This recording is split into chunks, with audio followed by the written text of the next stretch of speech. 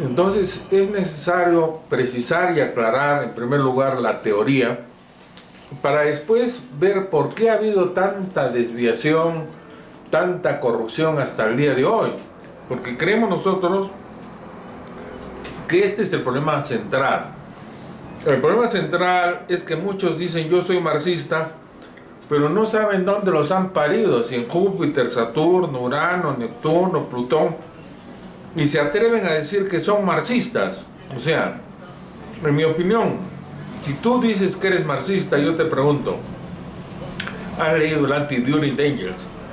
¿Has leído El Capital de Marx?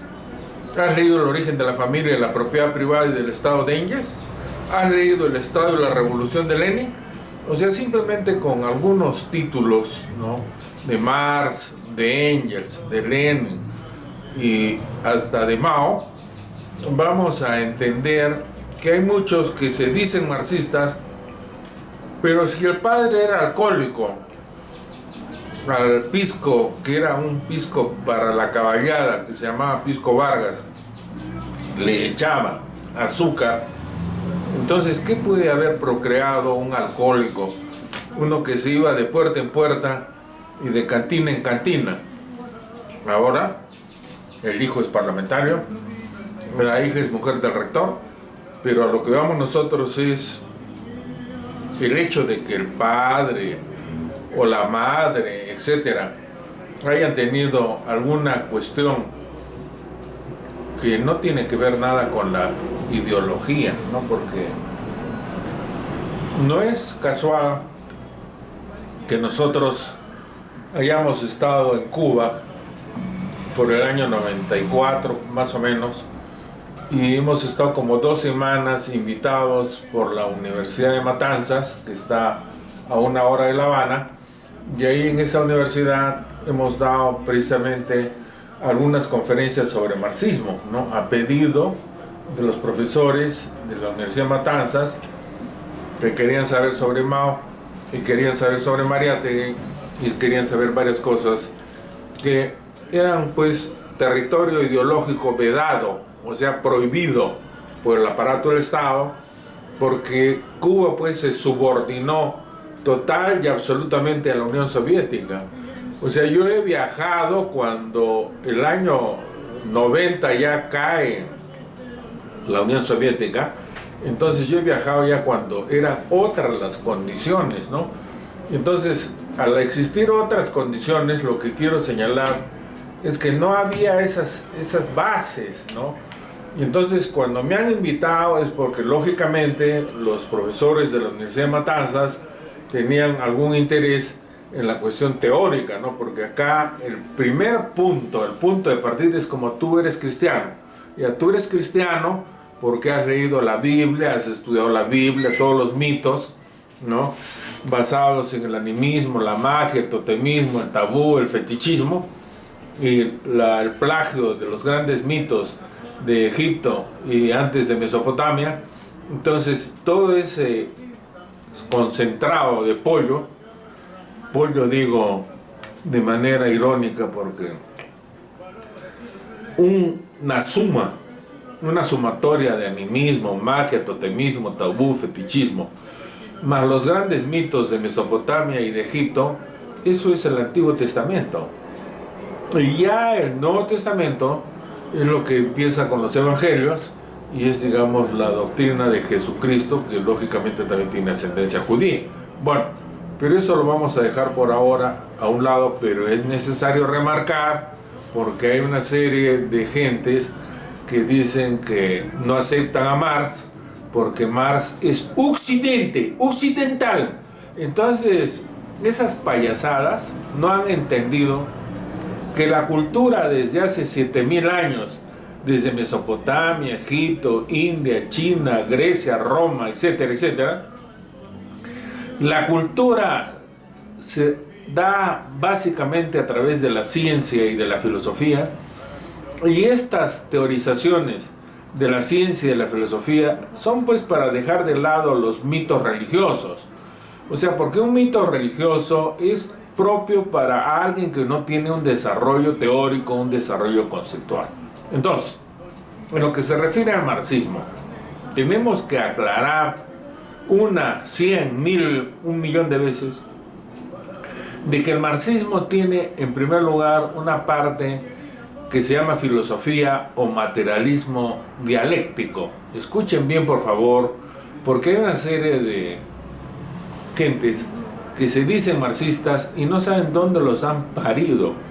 Uno, especialmente hace un par de semanas en una radioemisora aparte, señalaba yo que la tasa de producción de Estados Unidos era alrededor de 2.5, y llamó un chiquito que era estudiante de sociología y no sé qué otras ciencias ocultas, de que no era 2.5 sino era 5%. O sea, hay gente que se lanza, habla y cree que está pues en Saturno, Júpiter, Urano, Neptuno y Plutón. Entonces, volviendo al problema central, materialismo dialéctico, que es la parte de la filosofía; materialismo histórico, que es la parte de lo que se llama la filosofía de la historia o la teoría de la historia. Entonces, la filosofía, materialismo dialéctico; la sociedad humana, materialismo histórico; y tenemos la economía, y a eso hay que agregar la cuestión de la historia, particularmente de la historia del Perú, que hay tremendas desviaciones y aberraciones, para tener un cuadro más o menos sistémico. Porque acá el cerebro que tenemos es que tiene que ordenar y sistematizar. Por eso cuando dicen algunos que parecen fenatracas, seguidores de esa familia de bandoleros, de narcos, de los Cáceres, el burro que se tiró 10.000 propiedades en Arequipa, entonces, que Marx es occidental, ya esas babosadas solo puede hablarlas uno que no ha hecho ni el kindergarten, ni ha acabado de leer el libro Cuquito. Por eso a la próxima voy a tener acá un cajón de libros Cuquito, para que por lo menos acaben la primaria. Muchos que se dicen velasquistas, o muchos que se dicen que siguen la Pachamama, la filosofía andina, están hablando cosas pues fuera de la realidad. No hay racionalidad, no hay causalidad, o sea, es producto del folclore. O sea, no quiero ofender al huayno, pero es algo parecido al huayno. El huayno es una maravilla como baile, pero ahora ha aparecido la degeneración que se llama la chicha. Bueno, pero lo que vamos es materialismo dialéctico. Primero, materia y conciencia. Segundo, espacio, tiempo, movimiento. Tercero, dialéctica. Cuarto, conocimiento. O sea, con estos 5 temas queremos precisar ¿qué cosa? Primero, solo existe materia. Lenin, materialismo, empiro-criticismo, dice que la materia es una categoría filosófica que sirve para designar la realidad objetiva que nos es dada, reflejada, fotografiada mediante los sentidos, y que existe independientemente de estos. O sea, la materia es todo lo que está al margen de la sensación, de la percepción, o sea, de los sentidos. Esa materia es el concepto que abarca todo. Por eso se dice la materia es eterna, o sea, no tiene un punto de origen, y es infinita, no tiene principio ni fin en el espacio. O sea, tanto en el tiempo como en el espacio, la materia es eterna. Escuchen bien todos los que todavía tienen pues folclore religioso en la cabeza, sí, porque se dice que no aceptan a Marx, pero están detrás de los curas agarrándole la toronja, ¿no? Ese es el chiste de muchos que se dicen que siguen la filosofía andina. O sea, no aceptan a Marx, pero están agarrándole las toronjas a los curas. O sea, pues es el trauma de 1532 hasta el día de hoy. Bueno, si la materia es una categoría filosófica. Categoría es un concepto general que sirve para designar la realidad objetiva que nos es dada, reflejada, fotografiada mediante los sentidos, y que existe independientemente de estos. Entonces la materia, o sea, todo, vean por lo menos Discovery, ¿no? Si logran agarrar el cable, o sea, tirarse el cable en la calle, o sea, entren. Hay varios programas norteamericanos donde la cuestión del universo está a la orden del día. Cuando uno tiene una percepción de lo que es el universo, por eso decimos el universo es eterno, no tiene principio ni fin, no hay, como hay mucho cacaceno, que quiere decir que hay un momento en que se ha creado el universo. No, el universo es eterno y es infinito, o sea, no tiene principio ni fin, no se puede decir que empieza acá y termina allá. Ahorita son pues más de 100.000 millones de galaxias las que se pueden conocer, pero eso no acaba, pues, o sea, no hay términos. Entonces hay una serie de cacacenos que se dicen astrónomos, que hablan pues del origen del universo, y al final muchos llegan a la cuestión de la creación, a partir de hasta de teorías astronómicas, ¿no? Del Big Bang, etcétera, etcétera. Pero lo fundamental y lo central es que la materia es eterna, no tiene principio en el tiempo, ni fin, y es infinita. No tiene ni principio ni término en lo que se refiere al espacio. Esto es filosofía. Lo que ya hablan ya del pensamiento de los Sim, eso ya es folclore, ya es ya pues como el huayno. El huayno es un hermoso baile, una hermosa música, pero a ese nivel llega pues la llamada filosofía andina y otros criterios sobre la Pachamama. Bueno, segundo concepto, conciencia. La conciencia es la propiedad de la materia más altamente desarrollada. ¿Cuál es la materia más altamente desarrollada? El cerebro humano.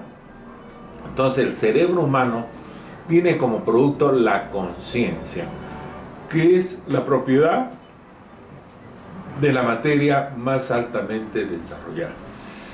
Entonces, a partir de la materia y de la conciencia viene la disyunción o la contradicción entre materialistas e idealistas. Los materialistas son los que dicen que primero es la materia y después es la conciencia. Los idealistas dicen por el contrario que primero es la conciencia y después es la materia. Entonces, los grandes materialistas griegos, Tales de Mileto, Anaximandro de Mileto, Anaxímenes de Mileto, Heráclito de Éfeso, Genófanes de Colofón, Empédocles de Agrigento, Anaxágoras de Clasomene, Leucipo, Demócrito de Abdera, Epicuro de Samos. Estoy mencionando a los 10 más grandes materialistas griegos.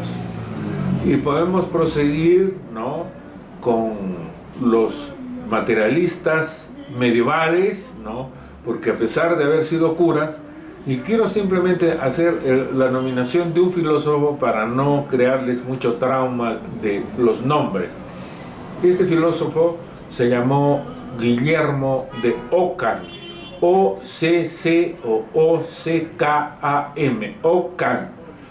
Es el que a la teología le metió un cartucho, esto es metafórico, le metió un cartucho de dinamita y la desapareció. Ese es Ockham. Lo más grande en 500, 600 años, del 300, 400, 500 de nuestra era hasta el 1400, o sea, en 1000 años, el más grande pensador se llamó Guillermo de Ockham. Hay Scott Orígena, Berengario Touros, Juan y otros pensadores, ¿no?, Abelardo, etcétera, pero el más grande se llamó Guillermo de Ockham. Y podemos seguir ya con los filósofos materialistas, ¿no es cierto?, desde Giordano Bruno, de Benedicto Spinoza, luego de Galileo, de Newton, de los grandes filósofos, ¿no?, muchos científicos que desarrollan el pensamiento especialmente los materialistas franceses como Helvesio, Holbach, Lamettrie, Helvesio, Holbach, Diderot, hasta llegar pues al más grande, que fue precisamente Diderot, que fue el que dirigió la obra más famosa que se llamó la Enciclopedia. Y frente a estos grandes materialistas, especialmente los franceses, Helvesio, Holbach, Diderot, Lamettrie antes, o sea, tenemos nosotros a los idealistas. Desde Berkeley, Hume, Kant, Hegel, etc. O sea, los idealistas en el otro lado.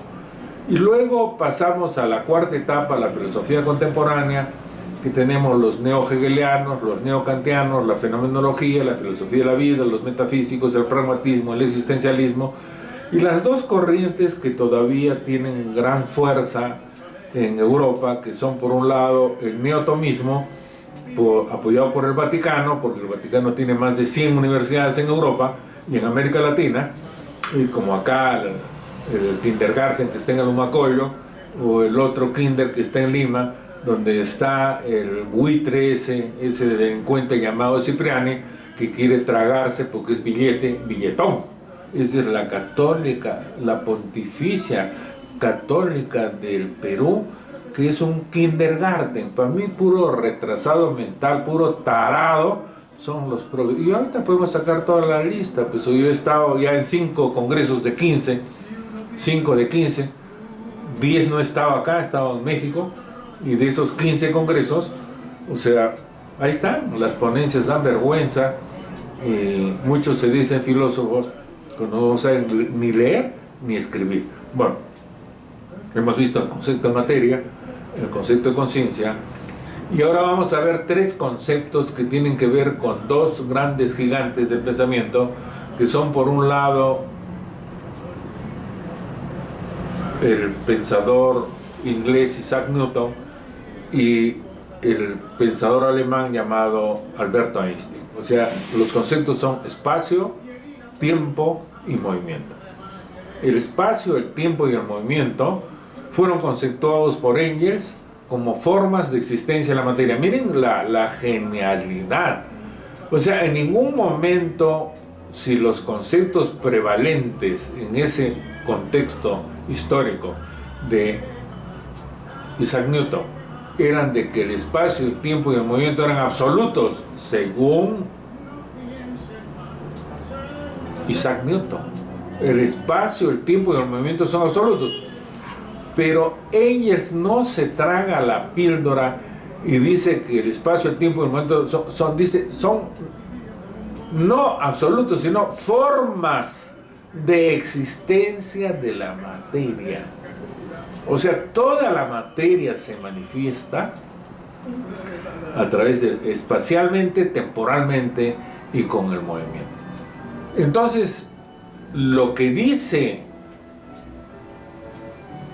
Newton es que el espacio, el tiempo y el movimiento son absolutos, o sea, son iguales en todo el universo. Pero en 1905-1914 aparece el alemán Alberto Einstein para señalar que el espacio, el tiempo y el movimiento son relativos. Y esa es la teoría que tiene prevalencia. O sea, lo que se llama la mecánica clásica, la mecánica tradicional o la física clásica, es la que acepta que el espacio, el tiempo y el movimiento son absolutos, entre comillas, pero ya con la teoría de la relatividad, el espacio, el tiempo y el momento son relativos. O sea, hay un sistema de referencia donde está cada cosa, cada objeto en el universo, y a partir de ese sistema se determina que son relativos. Bueno, entonces hasta acá hablamos de materia, hablamos de conciencia. Cuando se dice que es primero la materia o la conciencia, es lo que se denomina el problema fundamental, que está en el capítulo 2 de Ludwig Feuerbach y el fin de la filosofía clásica alemana de Engels. ¿Cuál es el problema? Si primero es la materia o primero es la conciencia. Entonces, los que dicen que es la materia son materialistas. He mencionado a Tales, Anaximandro, Anaxímenes, Heráclito, Genófanes, Empédocles, Anaxágoras, Leucipo, Demócrito, Epicuro, hasta pasar a Ockham y hasta llegar a Lamettrie, Helvesio, Diderot y el más grande Holbach. Y hay que recordar que un peruano que se llamó Pablo de Olavide tuvo correspondencia con Holbach, o con Diderot, perdón. Entonces, esta es la particularidad del pensamiento peruano. Por eso en América Latina, la vanguardia, nadie ha tenido un González Prada, nadie ha tenido un Mariátegui, ni Vallejo menos, y un Arguedas tampoco. Entonces, el Perú es la vanguardia del pensamiento de América Latina. Bueno, entonces hasta acá hemos hablado de la materia, de la conciencia, del problema fundamental, del espacio, del tiempo, del movimiento. Dialéctica, dice que es la ciencia de las leyes generales que estudian la evolución, el cambio, la transformación del pensamiento, de la naturaleza, y básicamente del pensamiento, de la naturaleza y de la sociedad humana. Entonces, la dialéctica, en mi opinión, hay 3 leyes que han sido mencionadas por Engels. Yo solo me quedo con la ley de la unidad y lucha contrarios. O sea, en toda la realidad, en todo el universo, ¿no? En todo el universo, o sea, en lo que estudia la física, la química, la biología, etcétera, etcétera, en todo el universo, las 3 ciencias básicas, la física, la química, la biología, o sea, en todo el universo hay contradicciones. Principales, secundarias, internas, externas, etc. Eso es la dialéctica. Y la esencia es, como dice Lenin 4 veces por lo menos en Materialismo y Empírico-Criticismo, es la unidad y lucha contrarios, la contradicción. Entonces esto todos los griegos, Tales, Anaximandro, Anaxímenes, Heráclito, Genófanes, Empédocles, Anaxágoras, Leucipo, Demócrito y Epicuro, todos eran dialécticos. O sea, esta es la riqueza del pensamiento materialista. Entonces, después de entender qué es materia, qué es conciencia, qué es espacio, qué es tiempo, qué es movimiento, qué es dialéctica, vamos a cerrar con la cuestión del conocimiento. En la sociedad moderna ha habido una gran contradicción que se viene desde los griegos, pero se agudiza en el siglo XVI, XVII, XVIII, entre aquellos que dicen que el conocimiento tiene como origen los sentidos, o sea, las sensaciones, las percepciones, o sea, a través de la vista, del tacto, etcétera, del oído, o sea, a través de los sentidos. Entonces, la primera parte, el aspecto sensorial. Y la otra tendencia que dice todos los conocimientos provienen del entendimiento de la razón, y esos son los que se llaman racionalistas. Y el gran aporte de Marx y Engels dicen que primero tenemos un aspecto sensorial, o sea, escuchamos, tocamos, percibimos, o sea, los sentidos. Y después de que tenemos la cuestión sensorial del tacto, de la vista, del oído, etcétera, etcétera, viene la cuestión racional. O sea, ¿yo dónde vivo? ¿En la Tierra o en Júpiter, Urano, Neptuno, Plutón? Porque el 90% de la población, si la mitad ha votado por Keiko, quiere decir que está en Urano, o en Neptuno, o en Plutón, o en Júpiter, pero ni por joder están en la Tierra. Para que 50% de la población, o 30%, porque ha habido tal manipulación de los datos, que con el 25% tiene el 70% en el Congreso. O sea, por eso digo, hay tan manipulación de todas estas pandillas de forajidos que se llaman políticos. Bueno, entonces primero uso mis sentidos, la vista, el oído, etcétera, y luego ya viene la etapa racional. Los primeros se llamaron los empiristas y los segundos se llamaron los racionalistas. Entonces, Marx, Engels dicen primero viene lo racional, luego, primero lo sensorial, segundo lo racional, y al final todo es la práctica. ¿Cuál es el criterio de verdad? ¿Cómo yo sé si la comida, si el arroz con pato está bien o está mal? Comiendo el arroz con pato. ¿Cómo sé si la causa está bien o mal? Comiendo la causa. O sea, eso es lo que se llama la práctica. Y la práctica tiene 3 ejes fundamentales: producción, lucha de clases y experimentación científica. Esto lo hemos sistematizado para señalar ya en una segunda parte de que el marxismo tiene tres etapas. La etapa de Marx y Engels, primera. La etapa de Engels, segunda. De Marx y Engels, la primera. La segunda, la de Lenin. Van a disculpar, es que a veces hay ya tanta tensión. Y la tercera, la de Mao. Pero hay algún ciudadano que ha dicho que es la cuarta etapa. O sea, él no ha escrito, que yo sepa, nada sobre la tercera etapa de Mao, pero él se ha proclamado como la cuarta etapa. O sea, esto es ya algo ya medio psiquiátrico. Sí, porque la cuarta etapa, cuarta espada, es algo equivalente.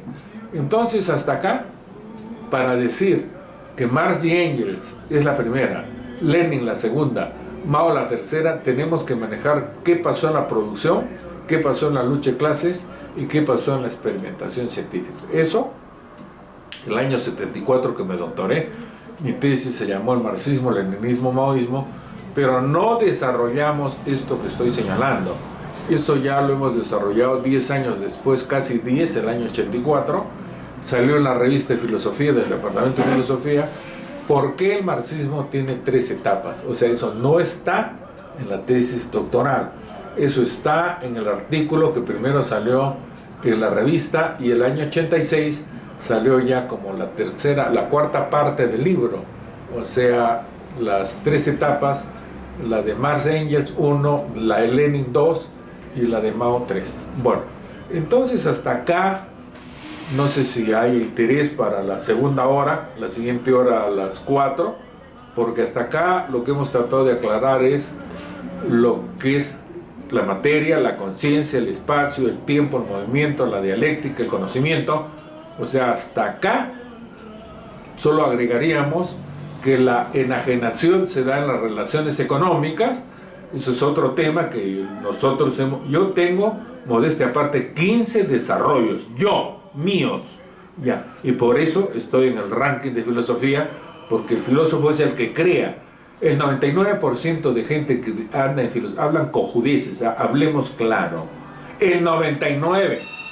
Hay un chuquibambino que anda tirándoselo a Engels, carajo, pero por kilos, y eso ya lo denunció Elvis, ¿no? Se lo dijo claramente. ¿Tú qué has hecho, cabrón? O sea, solo plagias a Engels y ya. O sea, las cosas, por eso en mi texto de filosofía, que es mi bestseller, entonces está todo con autor, cuando no es mío, autor, título del libro, página, etc. Entonces, compatriotas, hasta acá hemos desarrollado brevemente y sintéticamente la cuestión. Repito, la enajenación es un análisis personal, se da en las relaciones sociales, y la alienación se da en la religión, en la moral, en el arte, en el derecho, en la política, en la educación, en la ciencia y en la filosofía. O sea, en las relaciones sociales, económicas, se da la enajenación. Y la alienación es un tema que tocó Marx, pero identificó el trabajo enajenado, el trabajo alienado, o sea, identificó enajenación con alienación. Y nosotros hemos separado enajenación para las relaciones sociales económicas y alienación para la cuestión ideológica teórica. Nadie ha hecho eso hasta que yo el año 86 ya lo desarrollé. ¿Qué es enajenación? ¿Qué es alienación? Bueno, eso ya está en mi tesis del año 74, mi tesis doctoral. Ahí ya desarrollé enajenación y alienación. Bueno, entonces ahora vamos a ver el segundo aspecto teórico, que es lo que se llama materialismo histórico. Materialismo histórico o concepción materialista de la historia. Si hay una intervención, por favor. Sí, adelante, por favor. Se perdió. Bueno, la segunda parte, que es lo que se denomina materialismo histórico, es lo mismo que concepción materialista de la historia. Y en el materialismo histórico, o porque lo que hemos visto es materialismo dialéctico, el concepto de materialismo histórico es lo que concierne a la sociedad. El más burro del Perú desde Pizarro, que se llamó Víctor Raúl Ayala-Torre, dijo el tarado este, el degenerado, el depravado, llamado Víctor Raúl Ayala-Torre, el jefe supremo de una banda de forajidos, de los Cornejos, etcétera, etcétera, etcétera. ¿Qué cosa dijo Ayala-Torre? Que él había superado al marxismo. Miren al pinche rosquetón, ojetón, mariposón, que él había superado al marxismo, porque él se apoyaba en la teoría de la relatividad de Alberto Einstein. Este es un tarado. La teoría de Alberto Einstein sobre el espacio, el tiempo, el movimiento, etcétera, es sobre la materia. Y explicar la sociedad, las clases, la lucha de clases, etcétera, etcétera, etcétera, eso es materialismo histórico. Entonces, el materialismo histórico, ¿qué comprende? Vamos a ver los grandes temas para después analizar uno por uno. Base y superestructura. Ser social y conciencia social. Modo de producción. Clases sociales y lucha de clases. Estado y revolución. Masas, personalidades y nación. Ya, eso es materialismo histórico. Empezamos con base y superestructura. Toda sociedad tiene un aparato productivo, o sea, una agricultura, una ganadería, una minería, una industria, etcétera.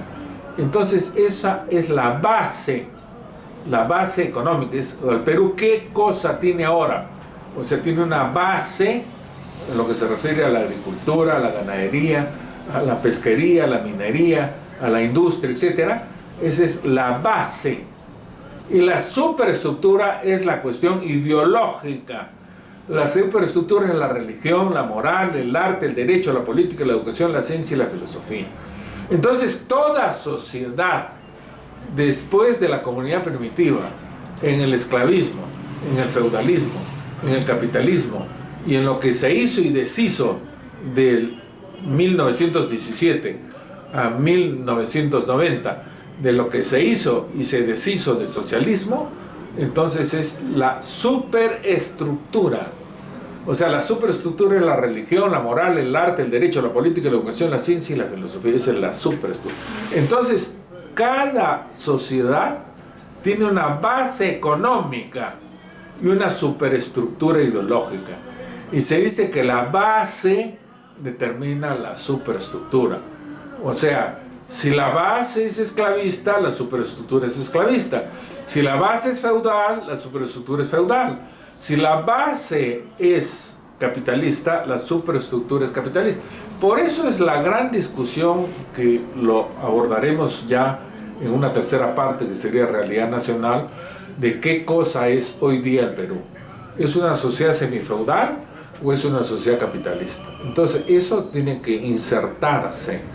En la primera parte, de la segunda gran parte que estamos viendo, base, superestructura, estamos hablando de los conceptos generales. Cuando discutamos si en este momento la base de la sociedad peruana es semifeudal o es capitalista, todos aquellos trotskistas, degenerados, depravados, agentes de la CIA, empezando por la Chola Moreno, la chola prostituta esa de 90 años de Huancavelica, ¿no? Donde está el enano Breña, y están pues todo el ejército de salvación de Guillén Benavides, y el soplón de Quespe, Vegaso, ¿no? Escucha bien, cabrón, ¿eh?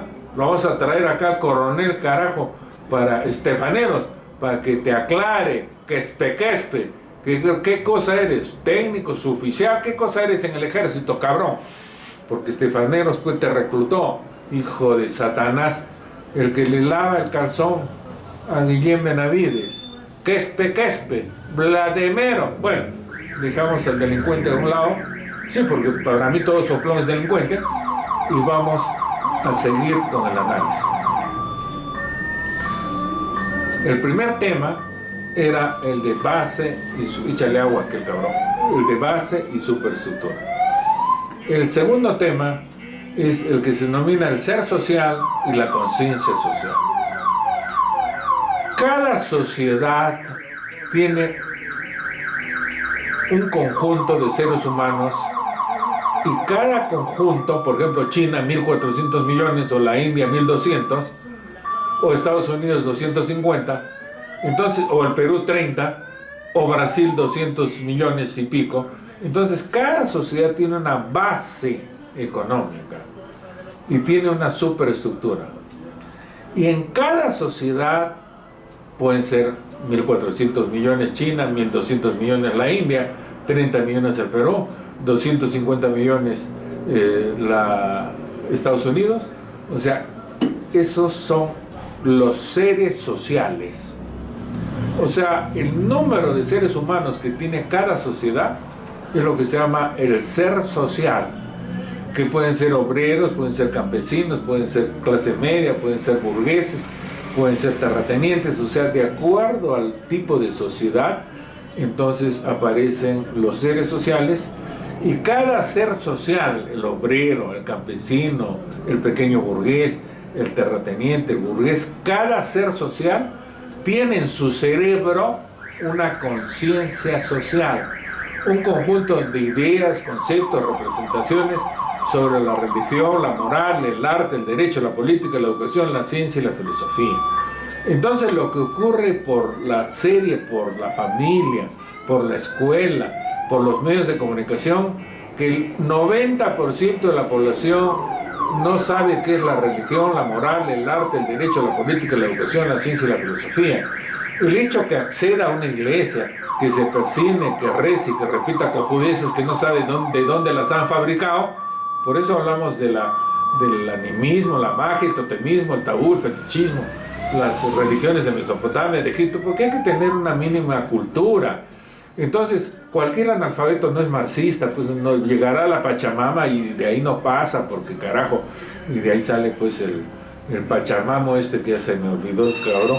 Pero lo que vamos, compatriotas, es que hasta acá estamos viendo base, superestructura, 1, ser social, conciencia social. Entonces, en cada sociedad hay 1.400, 1.200, 250, 230, etcétera, etcétera, etcétera. Cada sociedad de cerca de 200 sociedades tiene un número de seres humanos que tienen un ser social. Y hay, a la vez, estos 1.400, 1.200 tienen una conciencia social. Entonces, esto es lo que tenemos que tener claro. El Perú tiene 30 millones. De los 30 millones tienen un ser social. Son obreros una parte, otros son campesinos, otros son clase media, otros son burgueses, otros son terratenientes.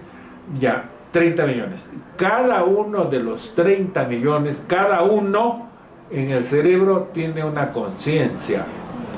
Que el 90% está cero. No explica la religión, la moral, el arte, el derecho, la política, la educación, la ciencia y la filosofía. Cero. Por eso es pues que Fujimori ha sacado el 50%, casi la mitad de los votos, porque la población pues está con culebras, no tiene cerebro, tiene sapos, lagartos, cuches, pero no hay cerebro. Y por eso tanto oportunismo, y los dueños hay una intervención, doctor, ¿cómo se llama? Adelante, sí. Sí, muy buenas tardes, saludar al doctor José Lodacán, aprendiendo con su interesante exposición.